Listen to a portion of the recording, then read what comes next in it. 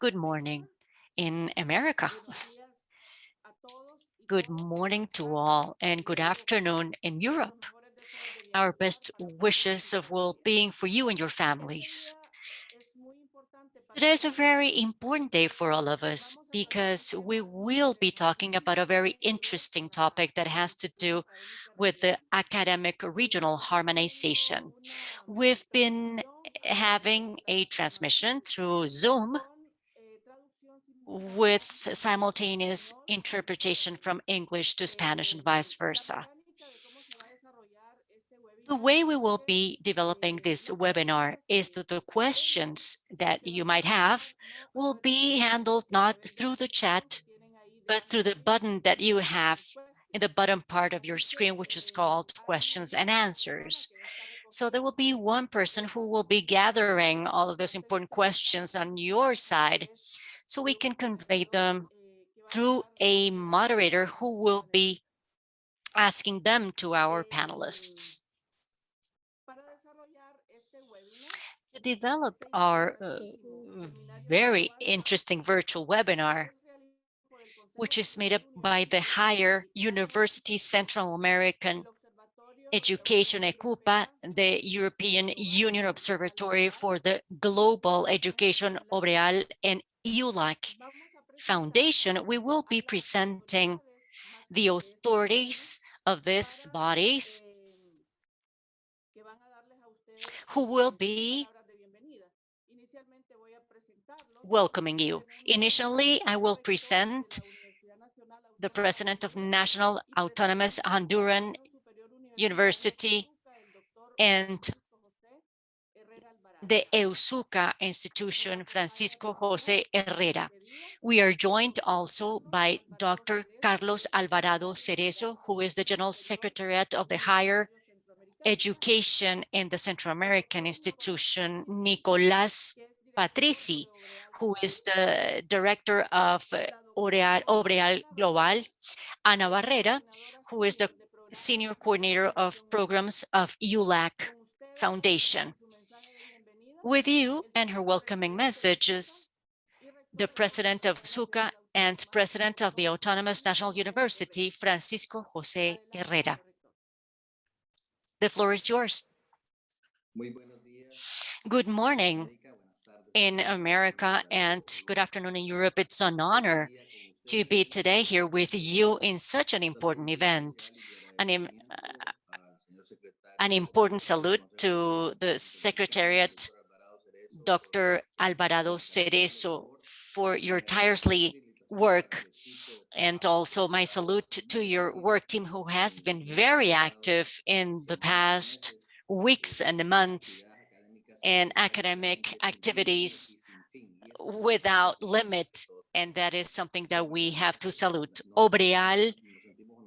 In Obreal, we feel honored to be sharing this day with you because the truth of the matter is that the topic that we'll be talking about today around harmonization, academic harmonization, is a very complex one. It is very interesting and it's something that we should truly understand. It is easier to state that topic and try to approach that topic from our optic, but it's very complex to achieve the practical results that all of us are needing. It is vital to know that students in universities understand that complexity because they are the ones who will benefit from it, but at the same time, we feel that they really run out of patience very easily because that harmonization should be achieved in all of its context at all levels and with acceleration and fluidity. The communication amongst us is very important, and I think that that has been an enormous step that we've taken until now to really achieve that as a higher education within the regions are able to go beyond and take that complex step in the midst of the pandemic. We are in Honduras organizing with our with Mesesca, a summit where we will be the main venue, and we will talk about very punctual topics and that will be welcomed to be able to socialize with the rest of the university community in the region in Central America and the Caribbean, with 24 public universities in the region. So today, again, we will having a very important conversation around the transcendental conversation. And again, thanks to all of the organizers. And today we know that we will be able to talk about many things, read and learn for the benefit of all of our university community. Again, a big hug to all of you and thank you for your great effort. Muchísimas gracias, señor presidente. Thank you, Mr. President. We will also listen from Dr. Carlos Alvarado Cerezo. In his condition as the Secretariat of the Higher University Council, ESUCA, will give us some welcoming words. Thank you, Doctor. I want to salute the president of the Autonomous University in Honduras and as president of CONADE. Thank you, Dr. Francisco Herrera, to the deputy director also of the University of Honduras, who has also made a very important work, Mrs. Belinda Flores, and distinguished members of the CICERAES, which is the system that she presides. I salute Francisco Alarcón, who is the General Deputy Secretariat of SUCA, who has always and also made a very good work in benefit of our organization. I salute Dr. Elizabeth Polucci and Nicolas from Obreal Global, who have supported us in our work that we've been performing. Ana Barrera as well from ULAC Foundation. And thank you for your work and your commitment with our institution. I want to salute and value the support of the panelists here that we have today and that we treat around such a very important topic, as Dr. Herrera was saying, for our universities, our teachers and students, regarding harmonization and qualification of higher education in Central America. We also know that this is a fundamental topic for the academic quality of our universities and the significance that also has for our societies. Receive a salute for our teachers, students, all the administrative staff of the different universities that join us. Very fraternal and salute from our institution. We value and we salute this activity for the work and commitment that the organizers have placed here to make this activity a reality. We value this because in Central America, the majority of institutions, all the study programs and higher education is still very traditional and very focused on the teachers. Study plans have or are overloaded and focused on information. So it's important, necessary to drive an education which is focused on the students and that the results not only for contents, but they should activate the critical reason or reasoning, specifically in the times we're living, and the learnings and lessons should be close to reality. We should include key capacities as the good management of a knowledge field to be able to create networks and connections with other fields of knowledge and analyze information. That is why as an university, we value and we drive innovation to define and focus the attention in the learning results key for each level of higher education in the region and to encourage harmonization, both academic at a regional level and to make it common at a region, which is something that we expect. We should also contribute to the educational innovation in the region and have a reference that focuses attention on learning in the student to be able to achieve capacities as significance and quality levels and not how things are taught. That is why it's important to have these qualifications frameworks as Central American universities, and we value this activity because as the president said, we will have our Congress next July, and we hope to have an important participation of all the sectors in our universities. This will be June 16 and 17, and it will be done in the National Autonomous University in Honduras. So we invite you. We have more than 100 conferences, and we decided to extend the date until April 26 so that we have more participants. And that will be the deadline to receive them. So again, I salute you. And again, we value that work and that commitment that you as organizers, headed by Belinda Flores, who has been very important and who have developed this effort and work. Thank you very much. Thank you, Dr. Alvarado Cerezo. Let us remind you that this webinar are developed as pre-Congress activities. These are in preparation to the SUCA Congress, which will be held 16th and 17th of June. Let me pass the floor to Nicolás Patrice, the project director of Obreal Global. Good morning to all of you. Thank you, Belinda. And again, thank you to all the SUCA authorities for the possibility that you always give Obreal to work in a jointly manner, and my peers of ULAC as well, to support ourselves in this webinar. I want to be brief, but just make, let's say, a small remembrance to understand the impact of this activity. Of course, as Dr. Herrera said and Dr. Alvarado said,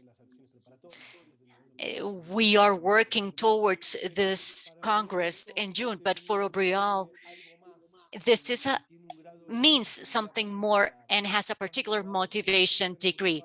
When we listen in Europe and we listen to the European Commission and we listen to the Brazilian language and the obsession towards the impact, sometimes you ask yourselves, what does impact mean, at least of a project? And if something can demonstrate an impact of a project or how a very small action becomes big, is the HICA project, or everything that evolves around the construction and the discussion of the qualification frameworks in Central America. Exactly 10 years ago in April,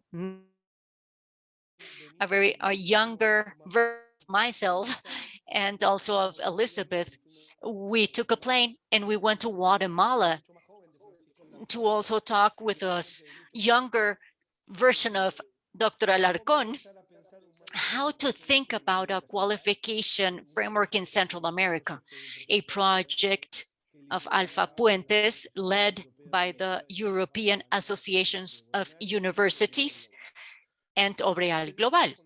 So 10 years ago, when we talk about the harmonizations framework in Central America, this sounded something new. It wasn't incorporated in the daily language, not even it wasn't included in the agenda. By 2009, 2010, when we were preparing the Alpha Puentes project, we discussed with Francisco Alarcón, he might remember this, we discussed what topic was going to lead or be led by Central America. And let's say that we started talking about this, the harmonization framework. And Central America then progressed in the building of a qualifications framework whose main objective is not just that per se, but it's to have, let's say, a regional link, and which was more important that, again, the qualification framework per se. By 2014, at the end of the Alfonso Puentes project, CESUCA, with the willingness of supporting all of the projects of Elizabeth Colucci, they set up a spin-off of the Alpha Puentes project called HICA project, where maybe somebody of you made reference to, and that's today summons us today. HICA allowed us not only to complete the Alpha Puentes work, but go beyond. And by 2018, in a conference in Costa Rica, we agreed to work, or CESUCA agreed to work in two important areas. One, to teaching reference, and two, the internationalization of the curriculums. From there on, Oblea Global started working also to develop these activities. So this webinar today, that is supported by ULAC Foundation and Oreal Global, is an activity that adds up to this long 10 years of work, of joint work, which really makes us proud. And to close this, we have to talk about impact.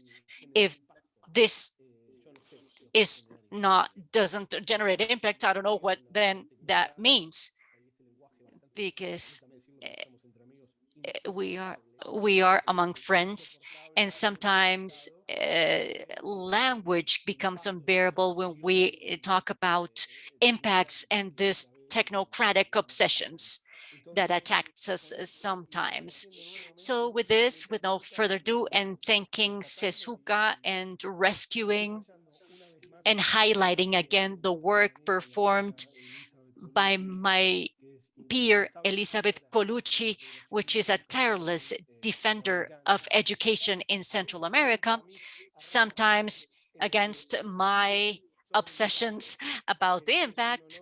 It's an honor, and really I feel pride to be here, to join also Central America, and also support Sesuca and its members in this effort.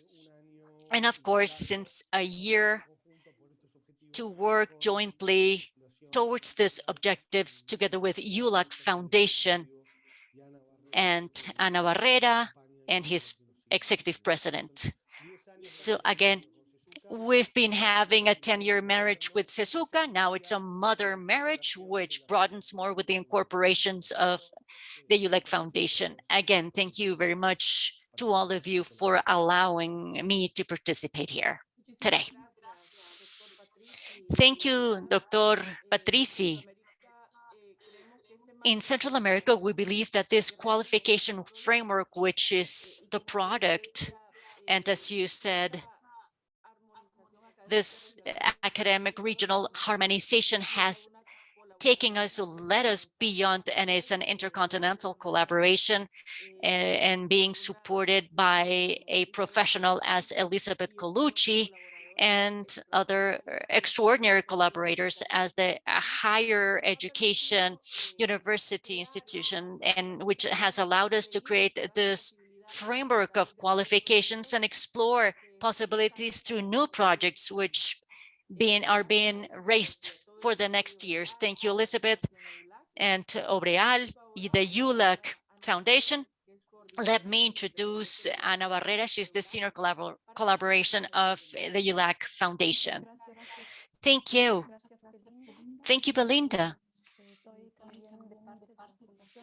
On behalf of the ULAC Foundation, I also cordially welcome you to this seminar, not only you, but to the public that's listening around the world. I cordially also salute all the Suzuka authorities and also the Oreal Global institution. Thank you for adding up to this marriage, modern marriage. And I have a high respect to all of the achievements and impact, as Nicolas said, that has been obtained throughout the past 10 years of work.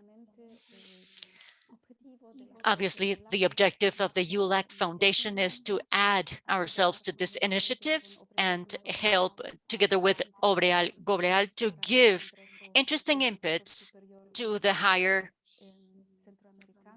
council and heads Congress that will be done in June, but our mandate goes beyond. The ULAC Foundation was created 10 years ago precisely by the chiefs of state in Latin America, as well as the Caribbean and the European Union and the United Kingdom. And in the framework of its strategic partnership, which has been developing throughout the past decades, these governments have decided that besides collaborating in a political aspect, we also want to have inputs from the civil society understood in a broad sense. And the community, obviously, both educational and university community is very important for what we understand as being part of the civil society. The idea is for you to participate with your voices, ideas, and initiatives in these collaborations between both regions, and to be able to convey knowledge and interact in a tighter way than before. And the ULAC Foundation wants to be, let's say, a source. The topic of this webinar and the qualification frameworks are very important for university role players, not only in our universities, but throughout the world. The qualification frameworks at a regional level enable the relationships between one national framework with others. They also encourage curriculum education, which I think to be very important. They also help to dwell into the integration and harmonization between university systems, and they increase transparency and the trust, which is fundamental in titling, but also in university systems as such.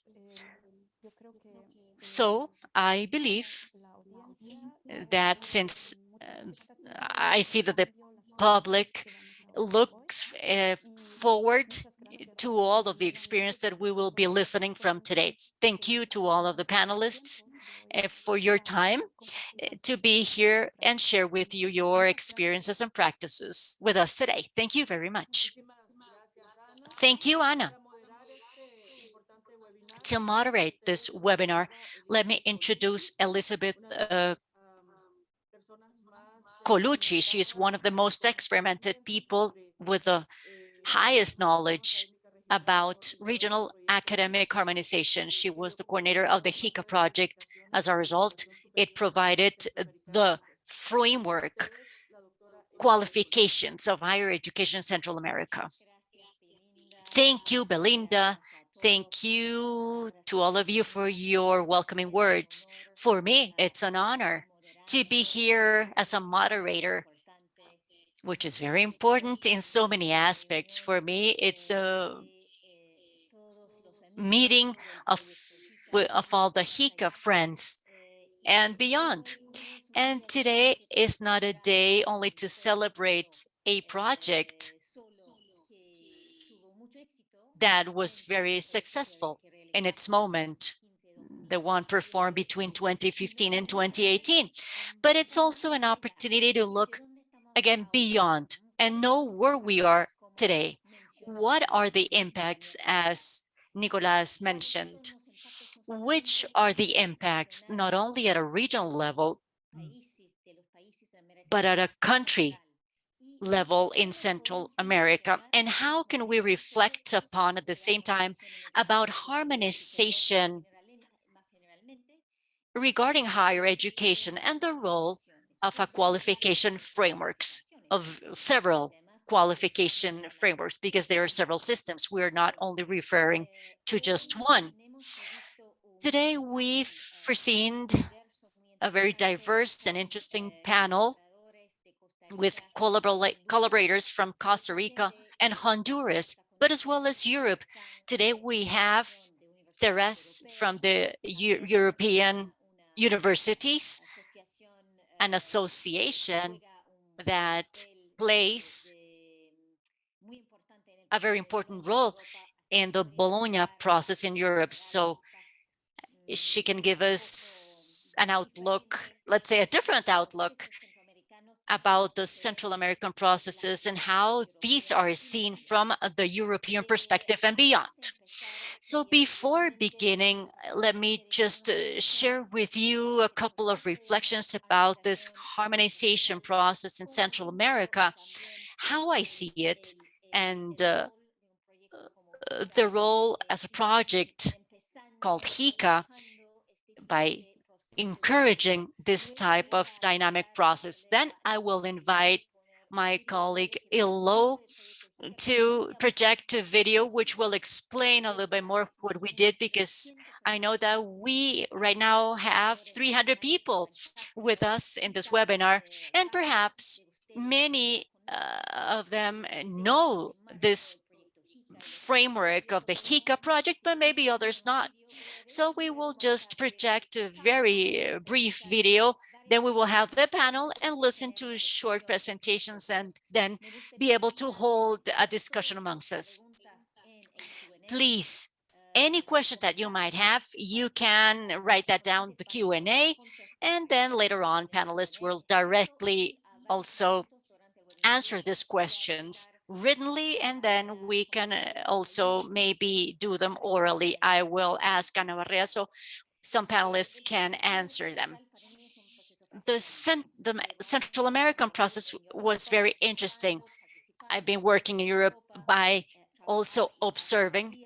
I worked and still work with the UN in Brussels, where Therese is coordinating the unit regarding higher education policies. And the truth of the matter is that the role of a qualification framework was important, but it wasn't sexy enough. It wasn't the most interesting tool within all of this dynamic harmonization processes. It isn't as dynamic as the common credit processes, and it isn't, let's say, or it doesn't have such much interest regarding quality assurance, but it's something which is fundamental. And we see many systems which are playing an even more important role according to its implementation status and according to its process to take all of the stakeholders in the education sector, not only the higher education, but also in others, in a jointly matter. Which has been very interesting to see in Central America is that although we have very systems with a lot of, with being autonomous, the idea of beginning with governments wasn't the fundamental idea. The idea was to start with the universities, and we would invite the governments to join us. We would invite them to the president's conference and to play a key role as intermediates. We would work at the same time with the quality agencies, and we would then build a framework that perhaps it's not an official framework in the country, but it will be a reference so that any other country could build its own process. So we began with the qualification framework as the core of the harmonization process. And later on, we continue with universities and we build something, let's say, from the bottom up. And that is what has been very interesting to observe in Central America during the past 10 years. But to understand around the MASISCA qualification framework, we will then project the video, and you will also listen to some interviews with the members of the HICA project to understand the process, the methodology, and what we built in the project. So let's now project the video, and then we will continue with our panel.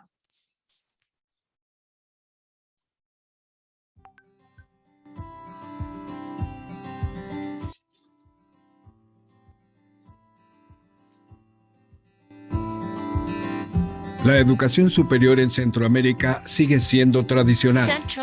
The education in Central America is still traditional. The study plans tend to be overloaded with contexts just focused on memorization and no space for integration and application for knowledge, as well as the critical debate. technological innovation and the changes in the work environment require a change that will help universities to focus in the learning processes of the student. This is the reason why SESUCA, with the support of the Erasmus groups, will encourage the higher national qualification networks, NESESCA. But what's MESESCA? MESESCA is a framework that presents the general knowledge qualifications that students need to have in 4 levels of the higher education system in the region. This has been defined based upon the international qualification harmonized for education in UNESCO. Level 5 corresponds to the higher university technical. 6A is to the bachelor's, university bachelor's. Level 6B, again, only bachelor's. Level 7 to the master's degree, and level 8 to PhD or doctorate.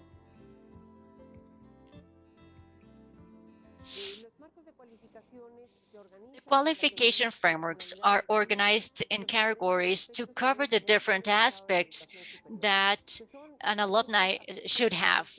These aspects is need to know how to coexist in terms of the studies, in terms of employability and international training. The learning results are grouped in 5 categories. The first is disciplinary and professional knowledge. Second, application of knowledge, analysis of information, and resolution of problems and innovation. Number 3 is autonomy, responsibility, personal responsibility, professional, social, and decision making. The 4th is communication. And the 5th is professional, cultural, and social interaction.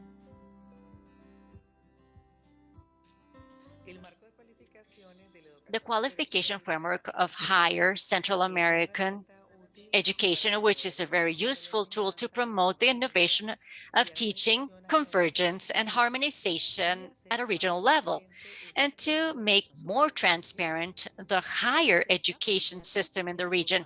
MESESCA states 3 basic objectives. First, to encourage innovation, focusing on the learning results, the one expected, and not on contents.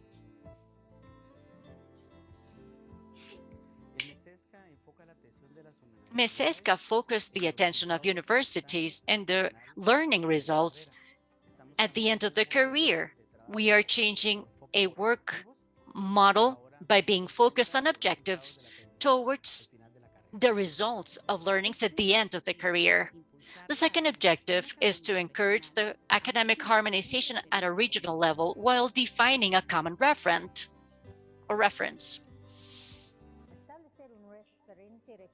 Establish a new reference within the MESESCA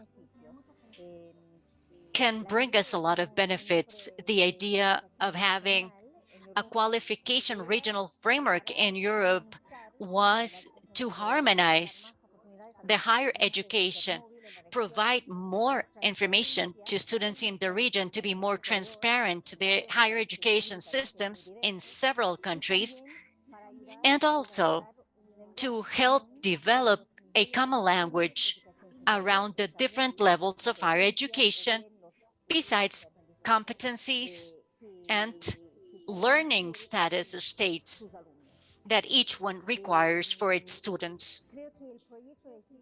I believe that the IHICA project is very interesting because it has a strong support of several stakeholders. For example, the SUCA, which represents the public universities in the region, ministries also, the national councils, and the accreditation agencies. All of these stakeholders are involved in processes to define a regional reference. The idea of involving all the stakeholders means that this reference will create more impact and will not only be a document, but it will be something alive and that could be very useful in preschool, in learning, and regional harmonization.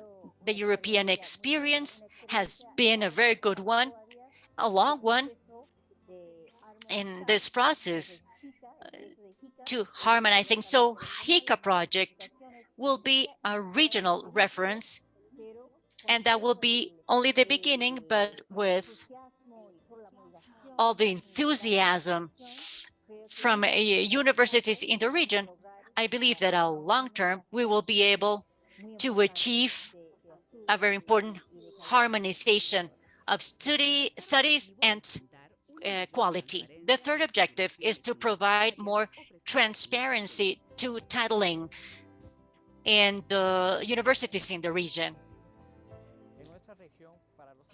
In our region, for employers, sometimes it's difficult to make a decision of what's the level of person that they need to hire to solve a problem or provide solutions to a need.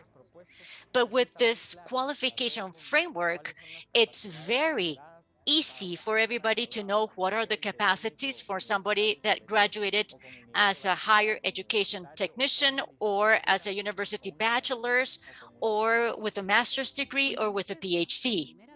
With MESESCA, we are defining for the first time a university degree regarding the level of education that each student has. And the universities that decide to apply them will make part of an innovation that will be better, definitely more capable for the current demands and to be able also to be recognized at a national and international level. For more information, visit our webpage, www.hica.org.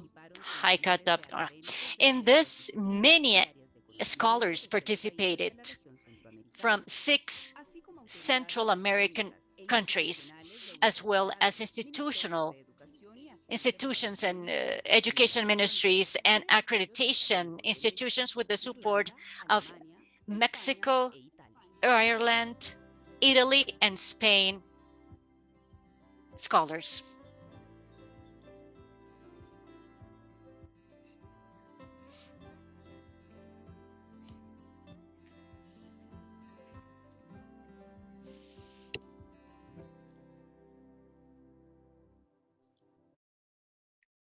Ok, muy bien. Okay, very good. I, I believe that this was, I felt very happy to review about all these topics and see all of these faces. But now that you better understand what the MESESCA is, I want to know where we are. So it's a pleasure for me to present today's panel. We have representatives from Costa Rica, both from the government and universities, also representatives from Honduras, and as I said, from Europe and Brussels. So let us begin today with case studies from Honduras, and then we will talk about some reflections about European processes regarding Central American processes. It's a pleasure for me to present today Alberto Calvo, who represents the Public Ministry of Education in Costa Rica. He was also a member of the project management team in the HICA project. He was a very important protagonist during the project and after the project in its own country. He is joined also by Melba Fayaz, who represents CONARE, the national universities, and is also a key role player in its country for representing the sector and has been key to articulate several frameworks in qualifications in her country. And we also have Margarita Esquivel, who also represents CONARE. She was the member of the technical team to design the qualification framework for technicians and professionals in Costa Rica. So she will also elaborate a bit more about that. And also made part of the technical team in the HICA project on behalf of MESESCA, and she has been working at a public level universities in UCR and other institutions. So again, it's a pleasure and welcome all of you. Then let me present Raul Lopez from the Autonomous National University of Honduras. He also made part of the technical team in the MESESCA project, and now he is the academic director. Again, Raul, welcome. And lastly, we have Teresa Zhang. She is the director of the Higher Education Policy Unit in the Association of European Universities in Brussels. Therese has a very long career around higher education, innovation, the Bologna process, and learning processes uh, in life and digitalization, many topics. She is Oh, it's a pleasure for us also to have her here. She will be speaking in English, but the interpreter will be interpreting that into Spanish. So again, welcome to us as well. So without further ado, let me pass the floor to Alberto, and then Melba, and then Margarita. All of you will have around 20 minutes to talk about the MESESCA group and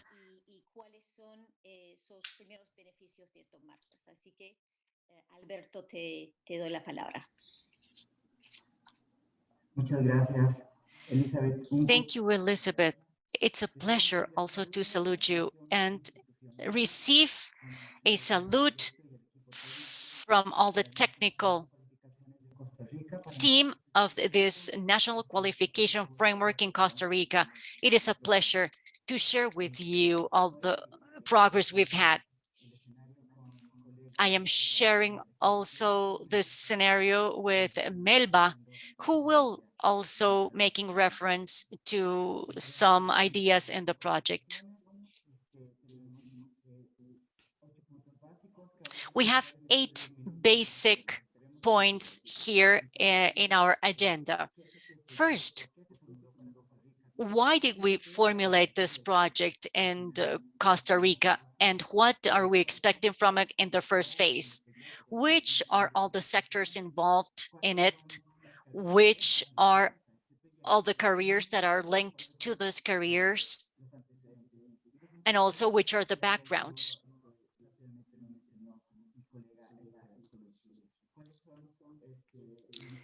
Then we will talk about the methodology for the project to generate this learning results, and then which have been the progresses in the project.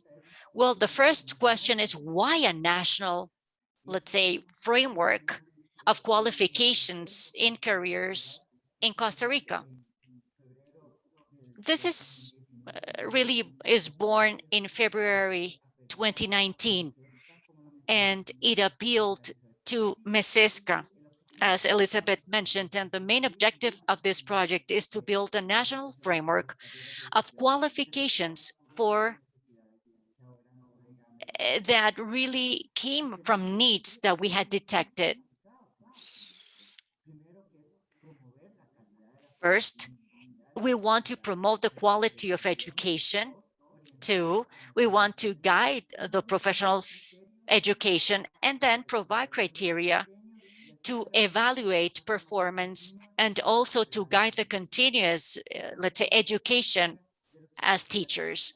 So what do we expect from this qualification frameworks from professionals? Well, we know that professionals must approach the national curriculum,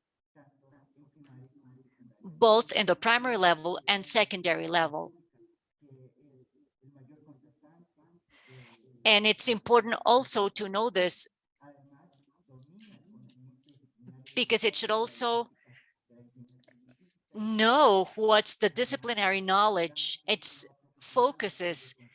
We also expect that this professional, after undergoing this framework, it will encourage the student to develop its capacities, to question itself, to reflect, to reason, and to have arguments about national and international interests.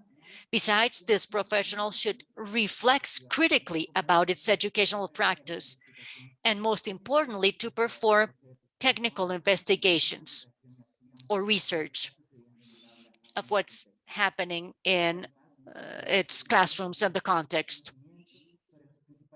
This professional should have knowledge about the main progress and findings in neuroscience, besides the use of information and communication technologies, and also to stimulate curiosity and to research.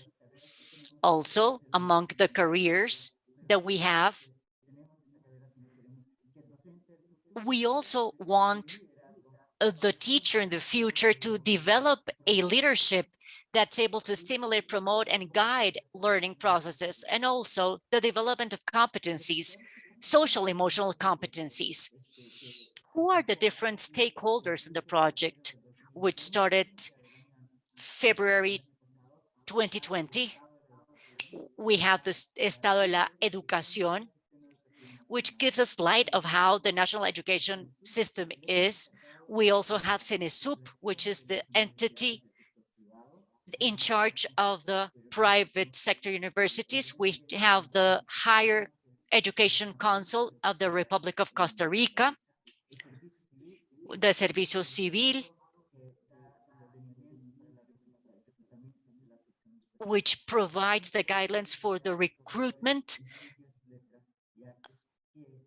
as well as Colibro, which groups professionals to exercise teaching. Well, besides SINAES and the private director units, which is UNIDE, and it will link private and public sector universities. And of course, we have the rector, the Dean National Association.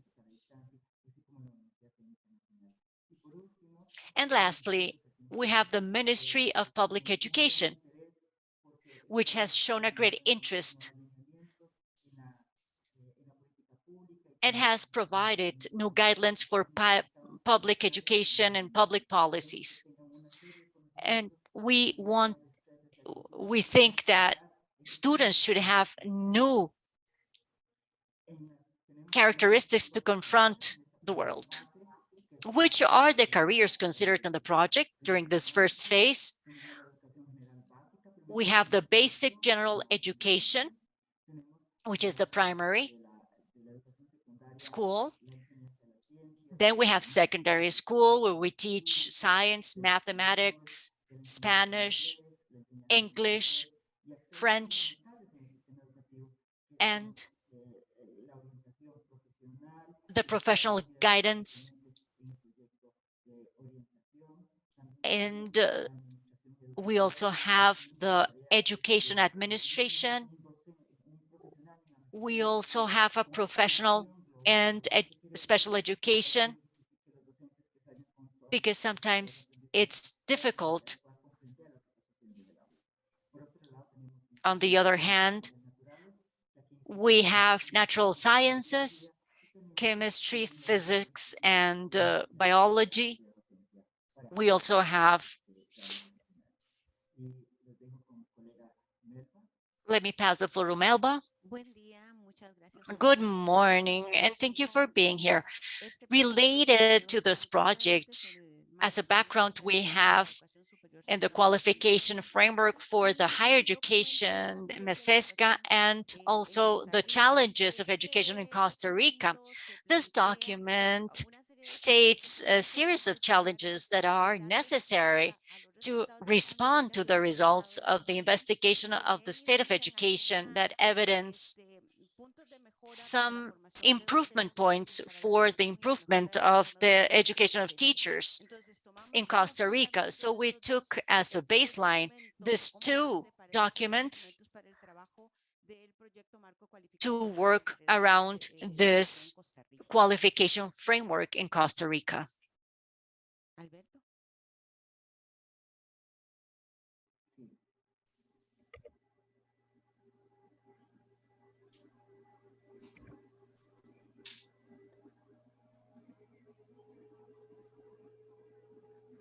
Como les decía, tomamos como fundamento. As I told you, we took MESESCA as a baseline, so we are working around a qualification framework that's based upon the theory of MESESCA, but also in the descriptors of MESESCA. So we will state for 6A and 6B levels, that is bachelor's degree in Costa Rica, learning results for each of these descriptors, which were mentioned in the MESESCA presentation. They're exactly the same. And what we do is to state the results, the learning results for the education careers that Alberto already mentioned. The methodology has four fundamental bases. The first is a document review that we performed at a technical team level, as well as each of the expert groups in each of the careers that are working around us. A second phase, which is the construction of the learning results. The third, consultation and validation. And a fourth is a dissemination and sustainability. In the first phase, we performed a selection work of the different groups of experts for each of the careers that, based upon the previous research of international and national documents and based upon their knowledge as experts around the consultation of different documents that state the trends of formation in each of career, we did a first research that leads us to a teaching trend in each career. In the second phase, each of the careers, based on tools and methodologies that the technical team provides people and experts, and that's the accompaniment that we provide with different topics and the way in which learning results have to be stated, then we elaborate all these learning results for both high school and bachelor's degree, taking into account the 5 descriptors of MESESCA. On phase 3, the first draft document will be validated and has a consultation, both to other expert peers in each of the careers, as well as a national and international validation as well. Where are we in this process? Well, the phase 4 is dissemination and sustainability of the project that establishes the basis of that stage. During 2020, we began to work with the consultation teams and we started working to have the results, the learning results from 2 career teams. One group went a month beyond or ahead of the careers. Right now, we have an advanced level of the construction of the learning results of practically all the careers.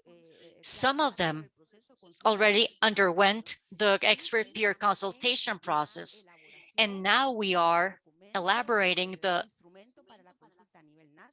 document for the international and national consultation around the learning results. We hope that for 2021, well, besides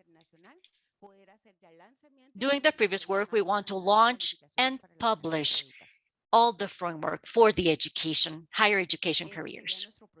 That will be our project. It has been a very, let's say, complex project, but the experience that we had in the ICA project and with MESESCA, this has allowed us or gave us the foundations, both theoretical and practical, for the higher education careers in Costa Rica. Thank you, Melba, and thank you, Alberto.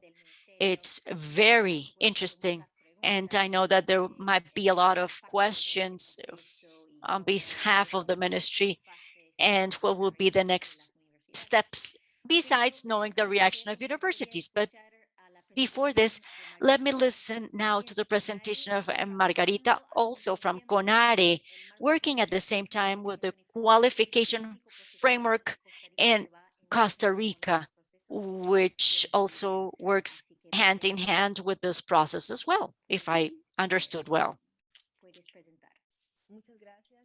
Thank you for this opportunity to present the experience of Costa Rica in the qualification framework in the education, technical and professional.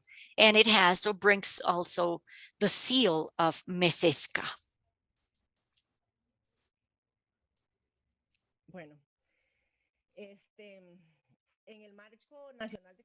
In the National Qualification Framework of Education, of Professional Education and Technical Formation in Costa Rica, we work with UNIRE, UCAEP, CONARE, which represents public universities, UCAEP, which represents the companies in the country, and UNIRE, which represents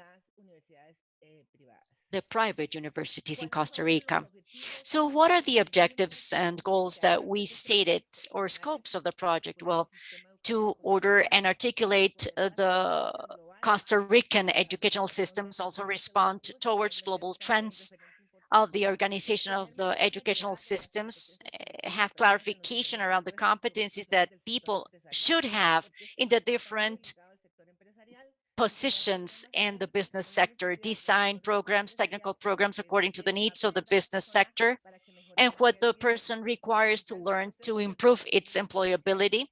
Also enable the recruitment processes and the personal selection, guide people towards a education route, promote a permanent learning process, contribute to the inclusion and social mobility, and provide comprehensive and quality education.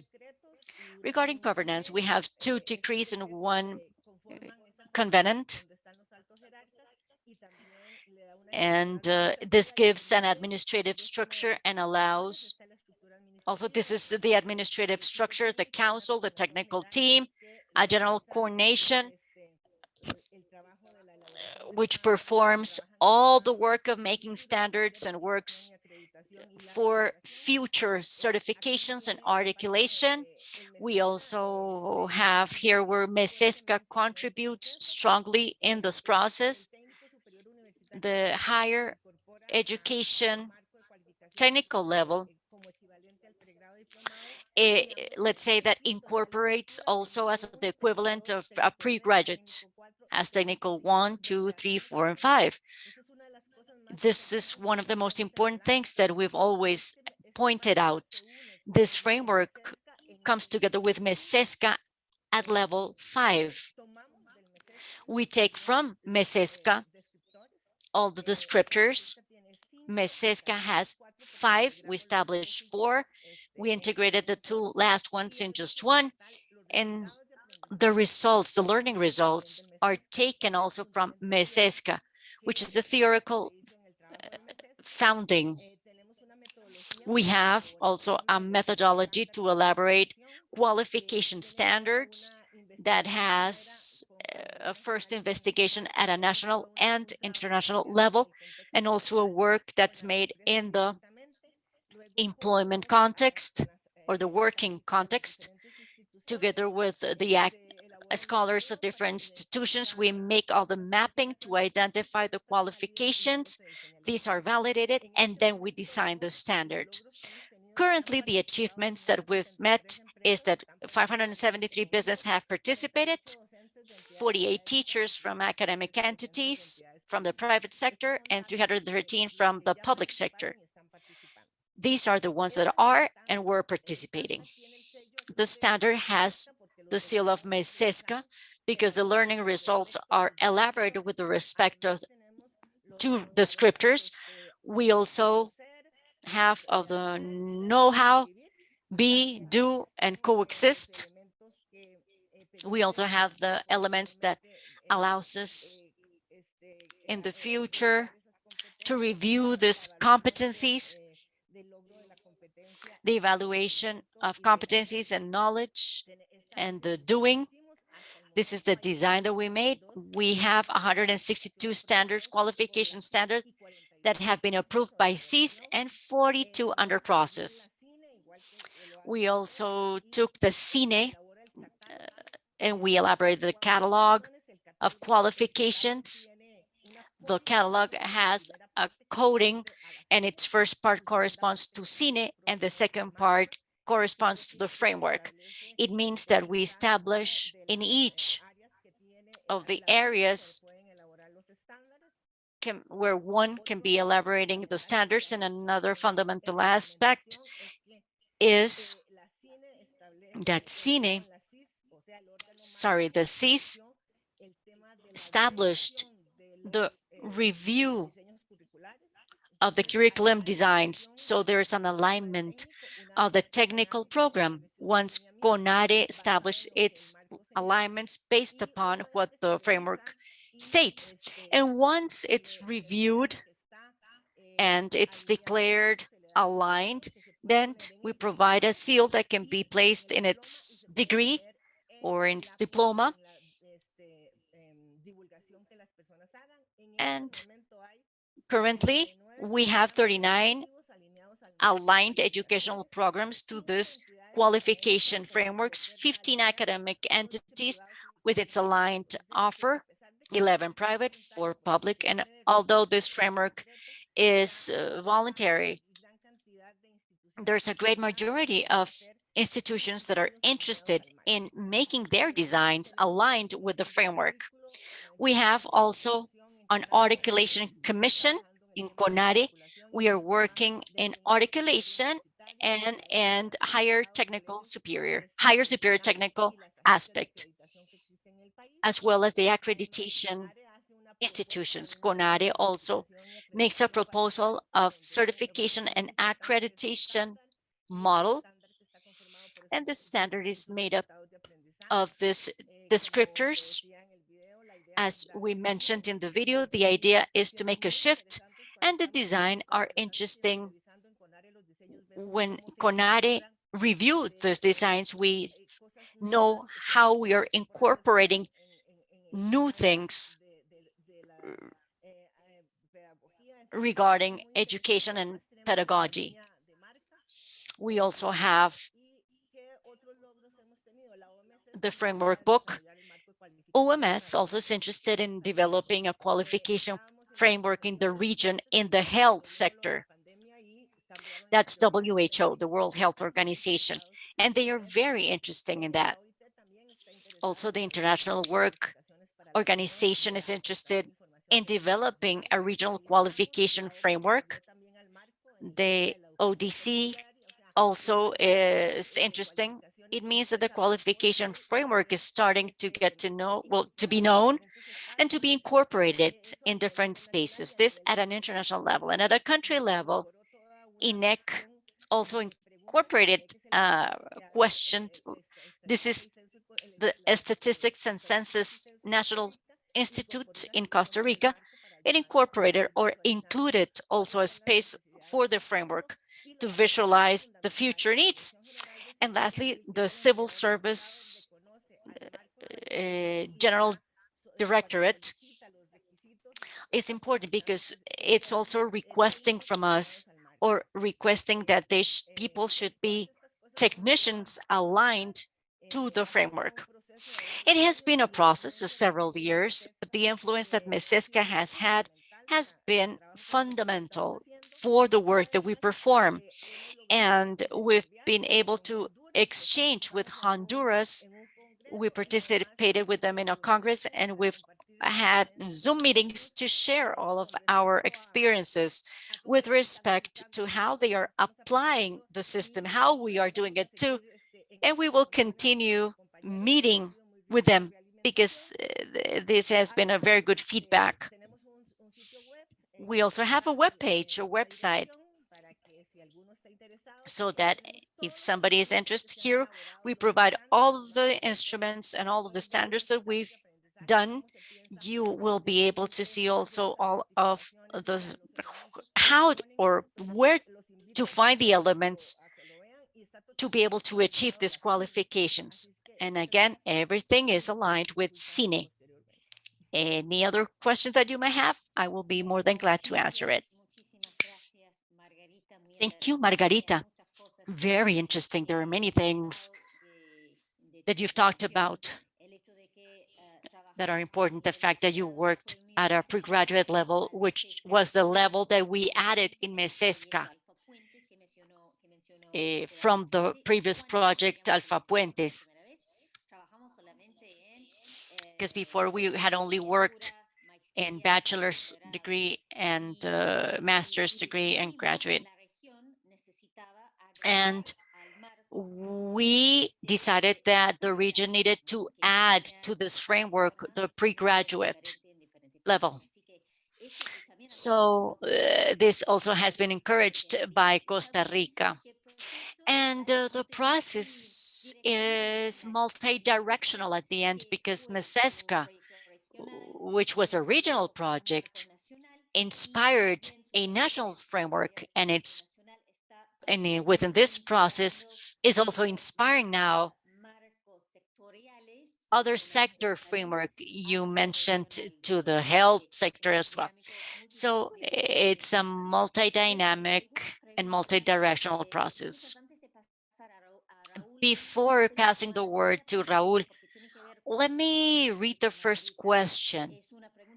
It is a question that comes from Ivy Green, a friend from Alpha Puentes, and that is, how can you relate professional academic competencies of the graduate profile that articulates the curriculum design with the learning results promoted by MESESCA? I don't know, Margarita, Alberto. Vamos por Honduras y por Raúl. Sí, en el caso de del marco Yeah, in the case of the framework qualification, we make a previous trend study. So the careers that already have their competencies that in fact should have had like a diagnosis and a research of trends. So we would think that if our careers, or at least the ones in the qualification framework, will be declared after the work performed in those profiles, it is true that they respond to tuned prospective trends. It means that after that, there should be an exercise of careers to review their relationship with these learning results stated in the qualification framework and be able to establish let's say, their own dynamic, the incorporation of those elements that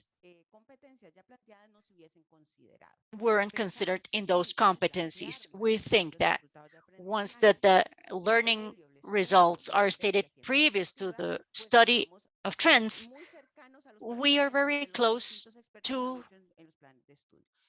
what's been done in the recent study research. If they haven't been updated, it's necessary for them to be aligned to those learning results that are more updated. Thank you, Melba.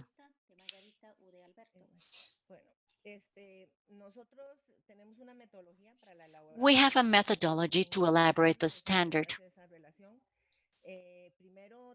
First, we have a review at an international level. We choose, let's say, administration.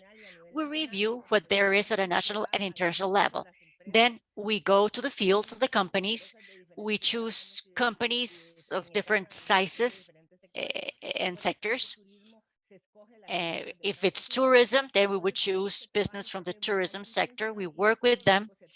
And then this is transferred to competencies, and the competencies together with the academic team, because we have two, a business team, which gives us what they need at a business level, and the academic level, which transforms this with advisors from the framework which are trained for this work. So they transform that analysis in competencies and the competencies into results, because the learning results will help us to do the curriculum design. We have 32 curriculum designs already made based upon the qualification standards. We look at different fields, the hospitality industry, tourism, management, occupational health. We established different of these at the beginning of the year according to the needs of the country. And right now we are aligning to the request of the government around the territory development. So this is more or less what we do. You know that in the web page, you can go in and review the methodology, what we do, the instruments we use for this particular work. Thank you, Margarita. Let me add something else related to the learning results. This results is prospective. So where do we want this education to go beyond? And there's another analysis where we have to compare what we have, the study programs, align them, update them, incorporating the results that the new, let's say, the place where we'll hire the new teachers. It's important to take into account again that this is prospective. So what they will need, and then be able to align all of these characteristics. Thank you, Alberto. Okay, Raúl. So from the point of view of Honduras, how are all of these things seen? What are the impacts in Honduras of MESESCA, of the JICA project?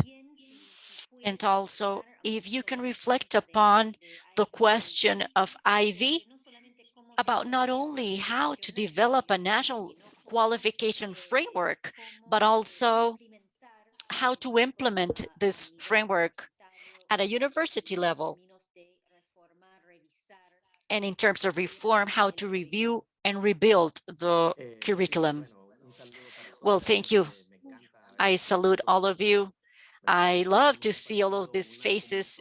We are a learning community which continue communicating, always with Alberto and Margarita. And the impacts that all of the work that we've been doing in Honduras. Let me begin by answering the questions. And that is, where are we? Where we are at a stage of dissemination and impact. We are in a stage that already passed through the internal funding and the intensity of the agenda, and we continue building things. As I said at the beginning, the impact exists. Well, besides the monitoring and the impact monitoring, a program or project that based knowing that it works out and has projects and products, well, that means it has created an impact in the university community in Central America that we are expanding also to other sectors of the education sector. Let me say that from my personal experience as member of the technical team, well, we learn a lot. We learned from the experience of the first Alpha Puentes project. However, we had the chance also to add other ingredients of this technical professional education, which has been an element that has provided a social mobility and enthusiasm which broke paradigms, at least in Honduras. The evidence of the growth in technical and professional education is also at a discussion level. From here to practice, we still have some time, but and I see with enthusiasm all the work that Melba, Alberto, and Margarita has performed in Costa Rica, because that's really our aspiration. That technical and professional formation is a response to the social demand. The universities that participate there, that we make decisions, etc. We must make an effort to be close to reality. And regarding Latin America, the education in Latin America exists since 30 years ago. It exists theoretically. The Association UNESCO and Latin America has this model that it's particular to Latin America, where the higher technical university education is in universities. Mexico has its specialized universities just for the technical education. Chile is number one case at a structure and qualification level. But we know that it also has inequality in its access. There are other countries which has made their same effort, as Brazil, also as a high qualification worker. And I refer to this because for me, it has been an element, and from our expertise, the fact of including the technical university education and share that mobility with entrepreneurs and the government sector is what calls the interest, or calls for awareness regarding an analysis methodology. But again, we still need to land to the development strategies, because we have red tape, bureaucracy, and practically what we've been working in Honduras is around the harmonization on behalf of this political management. We, as the University of Honduras, and together with the Education Secretariat, we preside the education sector. We sit down around a table where we have the Education Council, and where we really have the initiatives of all of these education policies. And this started from the fact that in 2017, we started making our first effort, individual, without the government support or with a decree. We sat down from all of the technicians from the institutions I just mentioned, and we drafted a first proposal of having a qualification framework for a technical and professional education in Honduras, using the same descriptors and the same theory, to be able to make this interpretation of the different levels of technical education. This created awareness of some, let's say, side in Honduras to support us. Then with this social interests, then we will be able to capture the attention of the educational structure to work around a policy. However, the progress that we are making with the pandemic now, during this past half year or year and a half, have been slow. We've been working around a policy document that we hope that will make part of the public actions. Going back to the university topic, well, harmonization and transparency, which is a very important topic in this framework, more than pedagogical theory or methodological or curriculum or the mystics of, let's say, turning the needs to the technical procurement. Well, but besides that, the most transcendental issue here is that students or general community should know what's happening. So that's the transparency of this framework. And due to the delimitation of levels, from having a superior technical, which has 100 credits, that segmentation, which sounds pragmatic that gives that guidelines that and that far from reaching pedagogical essays, etc., it's to know that border, to define some, let's say, levels that aren't similar among them, not master's degree that are like PhD degrees, and also the temptation of leaving everything the same and just add the new thing. And that happens in some degrees in Central America, which have 300 and 400 or 500 credits. So be able to break that statu quo of the academic structure is what the framework proposes. That is really a violent proposal, let's say, and radical, and it breaks with schemes. And people say, I don't know, and I cross-cut it, etc. But no, what we know that really transforms, and the tool which is important, is to have a delimitation by levels or degrees, and to be able to recognize the level of knowledge. We take descriptor 1, and these are our study plans throughout our life. Descriptor 1 is the study plan where, I don't know, the United University career of law was founded in 1847. But what we really want to do is to include topics that in years 50 and 60 had in the application terms. There are technologicals in Switzerland and Germany, the US, all of the tech issue. Then it comes to Latin America.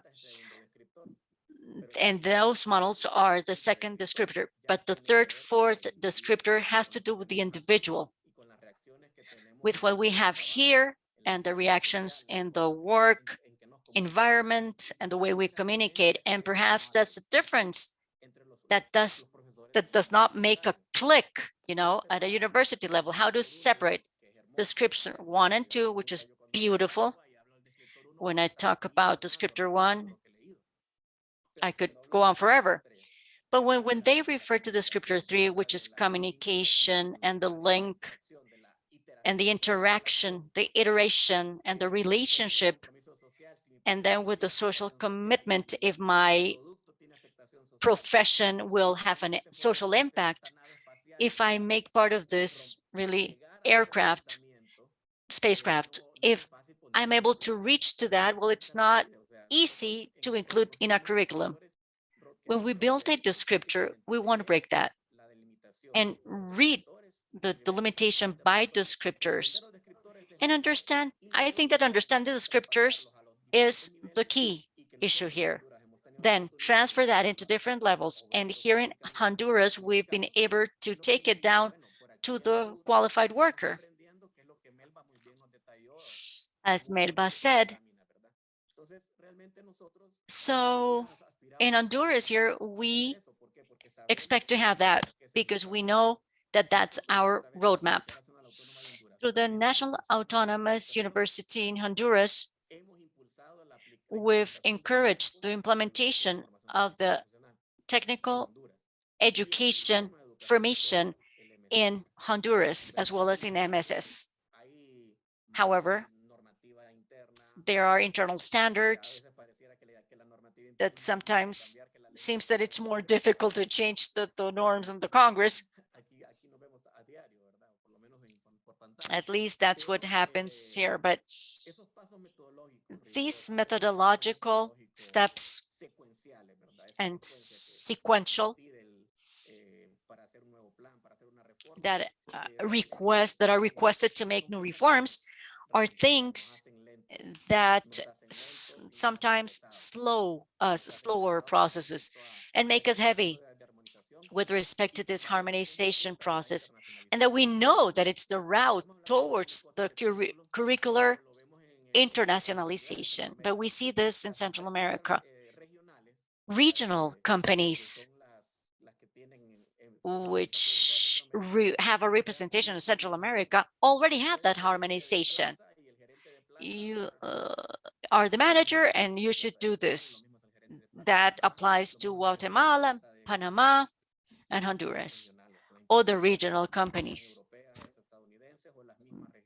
regardless if they are European, etc. So in the workplace, with the pandemic protocols are professionals. They aren't scientific or academic. They are professional, and that's why some discussions that start being scientific end up being professional. So in Honduras, as universities, we need to play these three roles. And that is why sometimes this topic becomes complex. Seeing the past results that Margarita showed, we know that 2 years ago, we were on the same line, but now they've progressed. The Business Council in Costa Rica has been involved with their process, but still here with the guilds, we are just friends, but we do not have any joint commissions by sectors or by value chains or by service sectors. Everyone is still waiting the approval by decree, the technical decree. So I think that the steps that we will take are very firm. We won't go back, I'm sure, because it's incorporated inside the bureaucracy. So that MSESCA has been the support for the methodological part to acknowledge these knowledge results. We've made this in several fields, like in the agricultural area, also regarding waters and forests and soils. One project was to make a regional master's with a common curriculum and with 2 venues, one in Nicaragua and one in Guatemala. This, for example, water and forest has its own framework based in the MSESCA, and we chose Guatemala and Nicaragua to implement this curriculum with the commitment that all of our universities, we will assume that regional curriculum. That wasn't the case of the Bologna reform, where there are study plans, marketing plans that are at an European level, not at an Italian or Spanish. These are European degrees. And these are the examples that I can provide now. We expect to progress in these topics, and I'll open, now it's time for you if you want to make any questions. Thank you, Raul. Very interesting. And you truly know that qualifications framework so well, and your system in Central America, that it was very interesting to look and listen to your presentation. Since time is moving on so fast, let me pass the floor to Therese so I can switch to English to introduce Therese. I hope that doesn't confuse our translators. We invited Therese here today because it has always been important in Central America to look wider afield, to look at other regions, and in particular because the projects we're talking about, the JICA project and the Alpha Puentes project, are projects that were financed out of European Latin America collaboration. So financed by the European Union in the spirit of promoting European collaboration with Latin America, exchange of praxis, exchange of lessons, etc. And it is very true that Europe now has over 2 decades of experience in the regional integration process in higher education and formally in the Bologna process. So we asked Therese here today to reflect a little bit on where we are now in Europe in this process, what has been the role of qualification frameworks both within the European Union and within the Bologna process, which are two slightly different circles, and how she sees this process with respect to what has been developed in Central America. Does she see parallels? Does she see contrasts? So Therese, the floor is yours, and we look forward to hearing your presentation and your comments. Thank you very much, Elizabeth. And thanks also to the organizers for inviting me. And I'm also glad to be here again with my former colleague, actually, Elizabeth. I mean, we're still colleagues. So I feel very welcome in this community. And I would like to thank you all for this. All right, I'll try to share my screen first. Just 2 seconds. And I think it should work. Slideshow mode. Yes, I think it should work, right? All right. I will talk a little bit indeed about the development of qualifications frameworks in the European context today.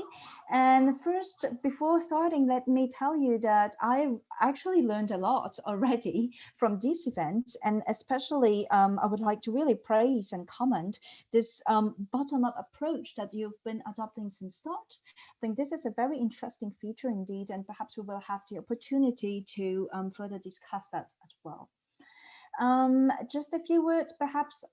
I'm sorry, but I have to exit slideshow because I cannot move my slides for some reason.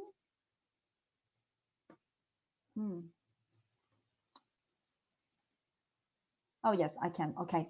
Let me first start perhaps by reminding some milestones, let's say historical milestones in the setting up of qualification frameworks in Europe. So actually what came first was a framework for qualifications in the European higher education area. So in the context of the Bologna process, 48 countries to date, not back in 2005, but today. So which is a much broader geographical coverage than the European Union as such. So the first time it was introduced at European level was actually at the level of the Bologna process back in 2005. And it's only 3 years after actually that at the European Union level, a recommendation was adopted for establishing the European qualifications framework, but then for lifelong learning, as it was called. So the different levels, let's say, did not stop with higher education, but really encompasses all learning and education and training from basically birth to wherever you want to stop as a lifelong learner. So it goes until the so-called level 8 for doctorates, and I think it also has one a bit complementary. However, very soon after that, the different levels that are of concern for higher education were identified as being basically the same. So those two things are basically intertwined, which are namely the bachelor level, level 6, and then level 7 for master, and level 8 for the doctoral level. What I also need to add here is that, as many of you might know, actually we have in Europe discussed quality assurance and qualifications framework a bit separately, although they both were already in the Bologna process and start, but we have started discussing that a bit separately first. And it's only in 2015 that the revised version of what we call the European Standard and Guidelines for Quality Assurance in Higher Education, which is basically the Bible document, let's say, at the EHEA level for quality assurance, included an explicit reference to link quality frameworks and quality assurance. So it's only actually from then that it became kind of mandatory, let's say, for, or expectable at least, for quality assurance agencies, for example, to look into qualification frameworks. Some agencies in some countries were already doing that, but it's only back in 2015 that it became like expected generally and broadly across Europe. And then the EU recommendation of 2008 got renewed and a bit revised, but actually not that much, in 2017 with a new council recommendation on EQF. So that was just a short trip back to memory lane. And now I would like to just say a few words also about how this actually was done and also has been monitored. So there were two levels, let's say, of monitoring at policy level. The first one is at the EU level. So the European Commission, and more specifically the Directorate General for Employment, not for education, for employment, actually is piloting the European Qualification Framework Advisory Group for years now. And it is really the group where different country representatives, but also representatives from stakeholder organizations and social partners. So for example, EUA is part of that group as well. It's really the place where developments are being discussed. The referencing from national qualification frameworks to European qualification frameworks are being discussed. And of course, it's the place for peer learning activities as well. So that's at the EU level. And then at the Bologna process level, qualification frameworks have been a point for constant monitoring actually in the Bologna process. And many communiques also have mentioned that mostly as a milestone also to reach, that all should have that. It was first said like we should be having that as from 2010, and then it was kind of a bit postponed to 2012. And nowadays, what we can see is that about 30 countries in the EHEA have fully implemented the national qualification frameworks. Since 2015, we also have a peer group on exchanging practices regarding qualification frameworks in the Bologna process, where member states can sign up their interest, and then it's really a peer learning basically setting where they can discuss with their colleagues from other countries. So substantial progress basically have been made regarding the implementation of national qualification frameworks, but at the same time, what was pointed out in several Bologna process implementation report is that most countries still face challenges in including, for example, non-formal qualifications in national qualification frameworks, and also how to certify them against the QF-EHEA. So that's just a visual, let's say, of the state of implementation. This comes from the latest Bologna process implementation report. It was issued in 2020, so last year, before the Bologna-Rome Ministerial Conference. And you can see that there are 30 countries that are, let's say, dark green, but still there are some spots where effort could still be made. And effort here is being monitored in terms of stakeholders do use national qualification frameworks. And also it is self-referenced to the European qualification framework.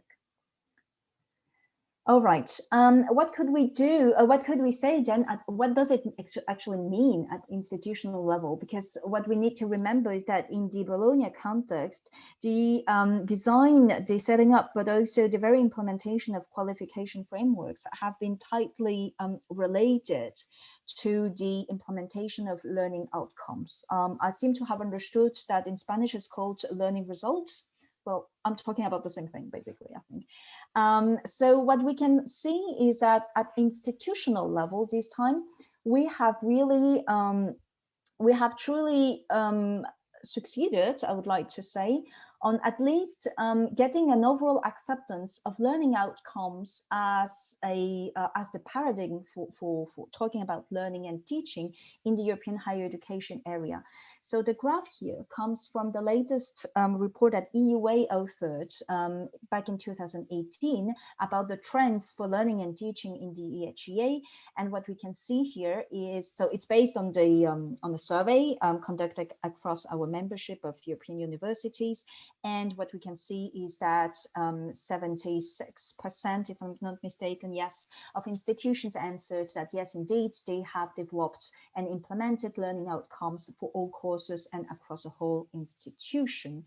What we can also see is that this has been a steady progression since 2010 at least, because back in 2010, it was the case only in half of the institutions. But what we can also see when we dig a bit further into the learning outcome story is that at least in half of the institutions, learning outcomes were perceived with, let's say, benefits. You know, they have improved recognition, they have led to revisions of course content and assessment, improved collaboration among teachers and across courses, etc. And all in all, they were instrumental to methodological change, learning approaches, teaching methodologies, etc., etc. And they have also contributed, and that's, to me at least, that seems very important, to raise awareness towards learning objectives among students, so that students in a way become more aware of their own learning and can in a way formulate it, so to share a common language in a way across them, but also with the teachers at the institutional level, and also ultimately, of course, with a broader national system kind of level. What we can also see is that it still requires support, and sufficient resources to support staff in implementing learning outcomes is one of the most frequently cited problems, and it still continues to be the case. But the vast majority of institutions ensures adequate workloads through an interplay of mechanisms and responsibilities, at least. I actually picked two examples of two countries also to illustrate a bit not only the success stories, but also the difficulties that people in countries, but also people at institutions battled with. My first example is about Poland, and I would like to give tribute for this for our National Rectors Conference in Poland. So Poland adopted their new law back in 2011 already, and that law formally introduced the NQF into the higher education system. And then, as from one academic year later, all study programs were supposed to comply with this, with the NQF. But this was the result of a 10-year process. And I think we really need to emphasize that I mean, it was a cultural change. It really took time. And it was a process controlled and owned to a large extent by the academic community under various format, shapes, etc. And then external stakeholders, including employers, for example, were also involved in defining learning outcomes and developing curricula. So it acted really as a tool to reform higher education in Poland in a learning outcome oriented vision, and also to, in a way, to shift towards student-centered learning, because actually this is the common paradigm also in the Bologna process, that we should aim to really shift towards student-centered learning based on a learning outcome-based approach. I think what also needs to be underlined here is that actually there is no secret about the difficulties. They, for example, pointed out ambiguous statement in the legal act, and also unnecessarily red tape, basically bureaucracy, and also staff, academic staff, were under considerable time pressure in basically converting, in a way, study programs, each individual course, etc., in a learning outcome approach. What was also significant is that there was a differently leveled, let's say, engagement of staff members at universities. And I had some figures about that, but what we can say is that mostly at faculty level, for example, which is quite important because most of the time curriculum design and curriculum development is taken in charge at faculty level felt less ownership than, let's say, institutional level at central level.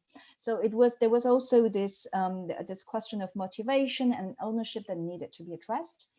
And the universities basically addressed some recommendations, and also the Council for Science and Higher Education addressed some recommendations for the government, which was really to simplify basically the procedures, and also simplify the accreditation procedures that was associated with this.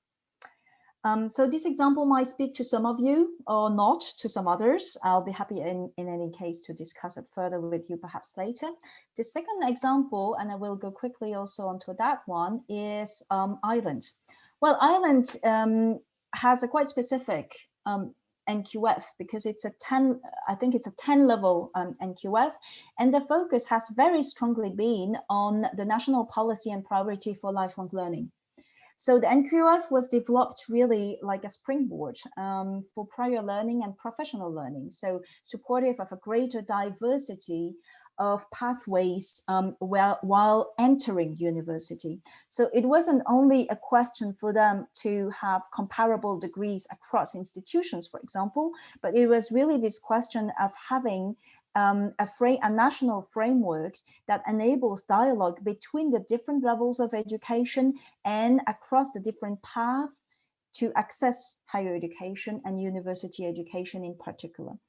And recognition of prior learning, RPL, was strongly encouraged, and there was partnership with industry and also with government to identify, for example, crucial skills, transition courses, how to get into degrees, how to use NQF to gain a level, etc., etc., etc.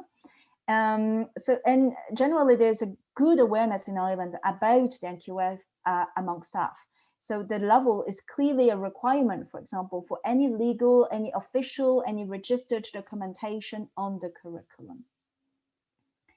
But then I actually take this information from an interview I had with my colleague Catherine O'Mahony from the University College Cork, and I would like also to give tribute to her for this. And what Catherine was telling me was also, it's interesting that the NQFs actually served as reference and departure points for developing curricula, because the challenge and the concern was also about the discrepancy between the reference level for a study program and what happens in between the years of a study program, if you like. So the overall levels for study years, is it too demanding? Is it too high? Is it not demanding enough? When we formulate learning outcomes at qualifications level, and we try to kind of report it we kind of translate it into each year or each course of a study program. So she gave me an example that might speak to you more than what I just said.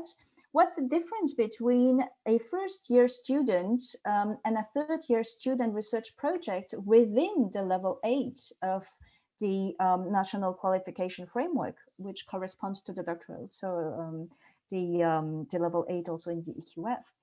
And also what was pointed out is that the alignment between the different levels, national qualification framework levels, and the learning outcomes can be tricky, because learning outcomes should always come together in discussing qualification frameworks. But what we often forget is that we talk about different types of learning outcomes, depending if you're talking at qualification level, so at study program level, or if you are if you're talking about learning outcomes also for each course that compose the study program. So we are basically using the same term to discuss what is more a process, and a process sometimes involving different types of actors or different actors. And there is a whole interplay here that needs to be mastered in order to fully reach this transparency that ultimately an NQF always aims to.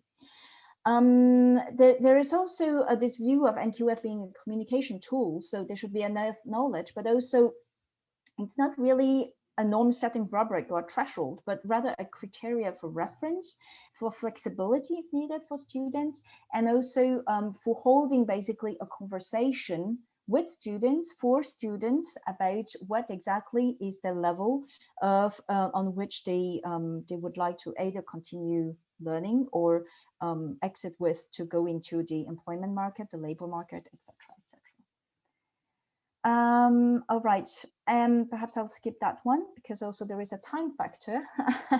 I will perhaps then give just some conclusions here. So in the European higher education area, the development of a national qualification framework has triggered the development of NQFs. Sorry, the development of a regional qualification framework. So of a European QF has triggered the development of NQFs with a referencing process to the EQF. However, it is crucial to take into account still the national context, and this greatly explains why the level of advancement of maturity and implementation of NQFs is not even across the EHEA. You can take good examples in instruments and tools that can be transferable, can be shared, etc., but you cannot copy paste systems and policies. And there is a whole national context that every time needs to be taken into account. A second point is that NQFs nowadays tend to promote transparency really within the education systems across the sectors as well, and collaboration between the actors. And the EQF aims to serve both systems and individuals in their lifelong learning path, but especially in the recent years, it became quite important for the EQF and for the European Commission to ensure that, for example, informal and non-formal learning is also being taken into account, and to look into the dialogue that the EQF could ensure in recognition of prior learning for this, and how bridges basically are being built with formal education. Another point, and I already made it earlier, is that the development of QFs have been simultaneous to the rise of learning outcome-based approach in higher education, and has, of course, contributed to it. But what is ultimately being sought should focus on the added value in student learning. So for the HEA, very clearly, it was also in order to achieve a shift towards a student-centered learning approach. And a second point related to learning outcomes, and here I think we share the same idea than when another speaker talked about learning outcomes are prospective. Learning outcomes actually have this duality that in the NQFs, they are often presented as result-oriented, as objectives, as something that is measurable, but actually they are also process-oriented. So in learning and teaching, and in that, with that nature of being process-oriented, they're always open to kind of renegotiation between learners, teachers, and with relevance to different contexts. So there is a kind of a dual nature here about learning outcomes that we also need to take into account. And ultimately, qualification frameworks are a tool that helps to really relate education provision with also the wider society, for example, the employers, in what it means exactly, basically, to have acquired and ensured that qualification. Perhaps a last point I would like to share with you, if Elizabeth still allows me to do so. I think we are all still battling to measure, let's say, impact, and also establish some kind of meaningful comparability between qualifications in an international context. I'm personally not quite sure we will ever reach that, but it's always good to be on the journey. You know, what matters is also the journey, because then it really opens up for dialogue possibilities. In the Bologna context, what is really also a upcoming trend, let's say, is attention granted to what we call flexible learning path. And this also means that while a qualification is granted at the end, curriculum actually is becoming increasingly adaptable to the student needs and personal learning journey. This also means that we as universities need to engage into a reflection about the future, basically, of what I would vastly call, in an undistinctive way, non-degree education. So alternative ways also to credentialize and enhance recognition of prior learning, micro-credentials, shorter programs, courses, etc. And how learning credits basically amount to a qualification as such may take very diverse path in the future. And this conversation should definitely take place in a lifelong learning context, where we can seek how to best basically reach out to students, and how qualification frameworks as a tool, as a structural tool, could really best serve basically student learning and what basically a graduate will become. I will finish here. I would like to take this opportunity to thank Catalina, who's my Spanish voice today. So thank you very much for interpretation. And I give you back the floor, and yeah, I'm open for questions and discussion. Thank you. Thank you so much, Therese. The interpreters will have to go in just a moment, and we won't be able to keep people much more time, but I would like to take an additional 10 minutes in this webinar if the public allows me, and if the speakers allow me, just because I believe we had a lot of information that we just received from you, and I think it would be important to digest it, to give the other panelists an opportunity to respond to it very briefly, and to take maybe one key question from the chat. Voy a continuar en español porque creo que vamos a perder nuestros intérpretes. I will continue in Spanish, she's saying, because we will continue in Spanish. very interesting points of Teresa's presentation. And I will send you all these presentations to all the participants after our webinar, because there is a lot of interesting information here and many lessons that might be very interesting for Central America while we undergo this process in Costa Rica and Honduras. One thing is the importance of monitoring of these frameworks. Not only know their development status, but know how they are communicating. What's the really get to know the sectors, the business, the education, and how universities are implementing these frameworks in their own curriculum designs and also their results. Something else I want to highlight is the time that we need still. The rest presented in 15 minutes, 20 years that we've been living in Europe, and the different parameters and examples in Ireland and Poland. So we are undergoing the process. We have their frameworks. We listened to one of those frameworks in Costa Rica, but that's just the beginning. And now the process of implementing and using and applying are just beginning, or is just beginning.